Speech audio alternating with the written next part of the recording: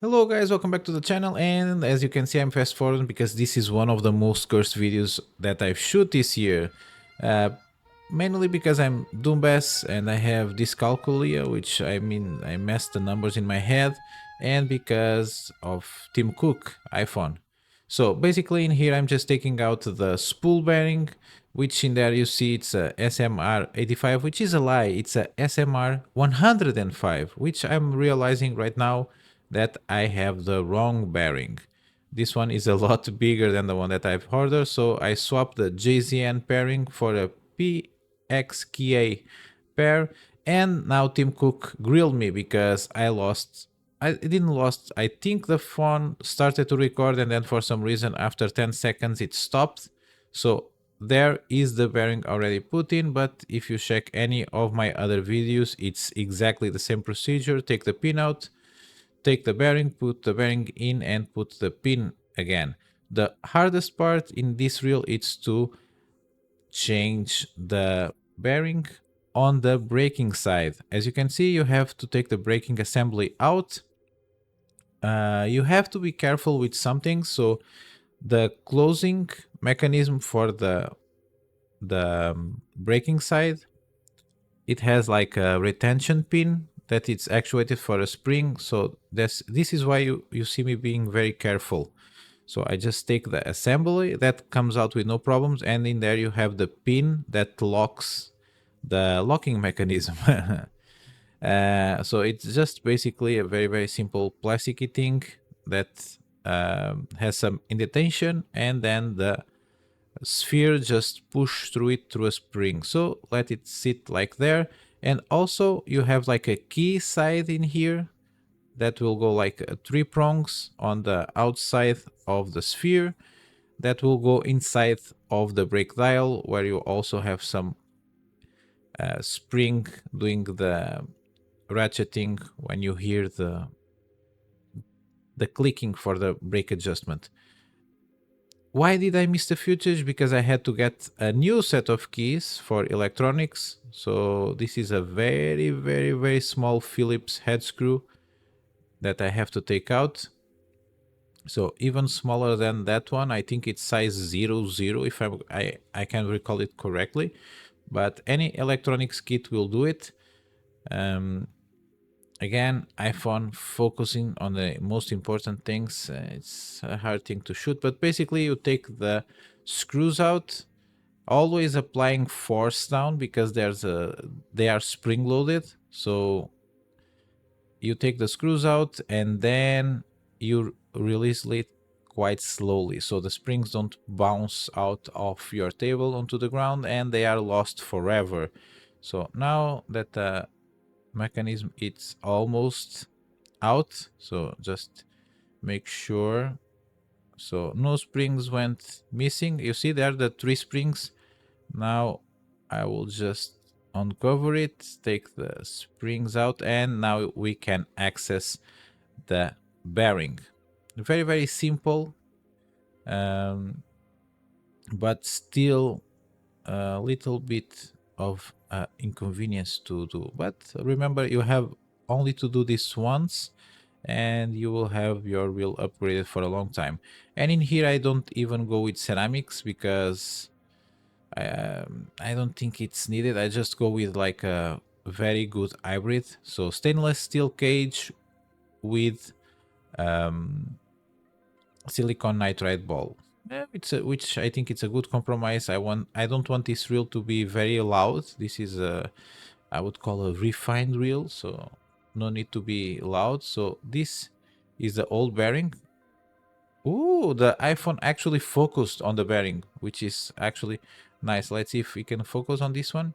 See the momentum still going, and we lost focus. It's I think iPhone focus of the camera works like my mind, so yeah, we were lucky to get like a couple of seconds over there. So putting the bearing on, it's quite easy. Remembering the basic the steps that you have to take for the assembly. It's let's check it again. Yeah. because I forgot which one was each, which yeah, put it back there, buddy, or you'll be doubtful forever. Set that aside, just put the spring clip back on. This one, it's a little bit easier to put because that star design, you have to put it directly on the specific hole. So you don't have like a cutout or I would not say an edge, but you don't have like a bleeded circumference where you can put the spring wherever or however you like it. In here you have the designated holes where the corners of the spring will go, which it's not that bad. There are worse, especially with spinning reels. You have some that have like sides, and that's actually quite harder to line up. Still, I'm struggling. These are not the best tweezers. I have better tweezers, but these ones that come with the kit will do the work if you don't need them like a lot. So now the confusion starts. So I have ADHD, so I just forgot how everything goes together. So let's see if I can put them back together again. And I'm getting confused, so I will processing. I cannot remember, and I do it wrong. So let's keep this forward a little bit. Doesn't seem to be working. What is that? What is that? What are you looking for? What are you looking for specifically? Yeah, that's right. And now for the right order. Again, these things will happen. I would say I do this on purpose because when I work with electronics and electrical control cabinets, while I was at school, I did this sort of thing. I did everything on the fly so I can have mistakes, and that's usually how you learn the logic of things. So basically, you have the braking with the magnets assembly. It will go inside of the support, the brown thing, and now you just have this retention piece that has also the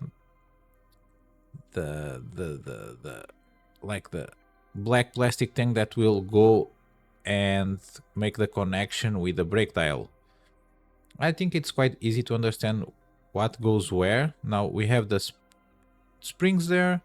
So the springs, as you can see, they are not like, they don't make a perfect triangle. You have two of the holes that will be closer together. So now I'm just trying to line up everything with a hole. So that's the magnetic assembly, and now they just grab one of the screws. So basically, the thing that you have to keep in mind when you are doing this is that you should always be pressing the name of the game in here. It's always maintain pressure, because it's the easiest way for things don't get de-aligned. And now I just put one screw in, I put a second screw in, which when you're working with rails, basically weight casters, the screws are always trying to go towards the magnets, which is a little bit annoying. So I would recommend, if you can get, which is hard to find, but try to find magnetized screwdrivers, or magnetize your screwdriver, which will make your job a lot easier. So now that we have the 3 screws in, it's actually quite easy to do the rest. It's very, very simple steps. So now you have this complete sandwich. I think it's easy to understand. So you have the 3-pronged thing that goes on the black support piece. You see, when I'm moving this, everything goes out as it should. And now I'm just trying to line up the 3 prongs. Again, they don't make a perfect triangle, as all the supports that you have in here. And I'm just trying to line the 3 prongs, the plastic prongs that you have in there. so they go inside of the braking dial. So now just apply a little bit of pressure, try to put the screws in a little bit, just make sure that everything is properly set, which I don't think I made. So I will have to slide it a little bit so the prongs go inside. So they have like a male part and a female part. The male part is on the brake assembly, the female part is on the dial itself. Keeping pressure, it's just enough to test if they are all set properly. So I didn't lose the spring there on the retention of the closing mechanism. Let's test the braking. So yeah, it's not done properly. As you can see, it's not moving. So this is another mistake that can happen. So if this doesn't move, it means that you are applying pressure, but the prongs are not inside, which expands the size of the whole assembly and locks everything in. So now, as you can see, it's not moving. So let's take the screws again and try to line up everything properly. Again, I didn't edit it out the mistakes because even though I'm responsible of a machine that costs millions of euros, if you know how to not break stuff and not do like awful mistakes and know when you don't need to apply your full attention, this is the easiest way to learn. Because if you made these kind of mistakes while you are assembling it, you will go after the logic on how everything goes together.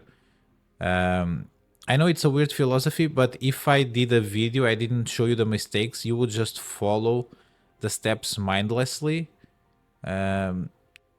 which if you are just interested in doing one-off, it's okay. But if you want to understand the logic and apply this to like a similar reel that is not this specific model, I think you will learn more seeing the mistakes that I do than if I didn't show it, just did a very, very easy step-by-step how to assemble. I could reshoot this. There's a lot of things that I could do, but I think it's important to see that you can make mistakes. They are not definitive. I'm not like putting a lot of pressure on anything that I'm doing.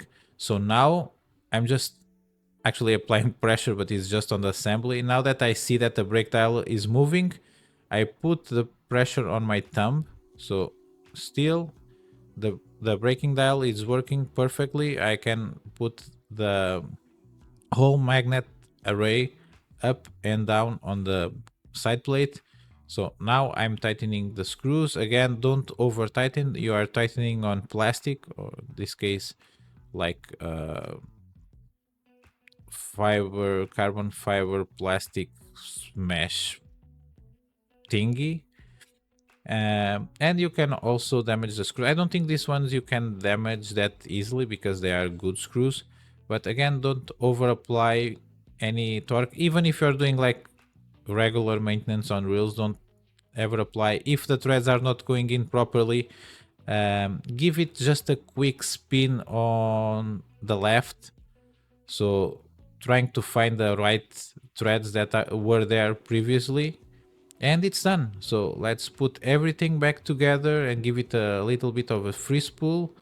See how everything goes. I have this reel very, very tight because I think I was fishing last time very, very heavy, but still a lot of good free spool, even though it's very tight on the spool tension knob. So braking is working, as you can see, it's working properly. So a lot more movement when there's no brakes, and no movement at all when I have the brakes on maximum. So it's a worthwhile upgrade, even though the reel from the get-go it's quite good. And it's done. With that said, I'll see you guys on my next video. Bye.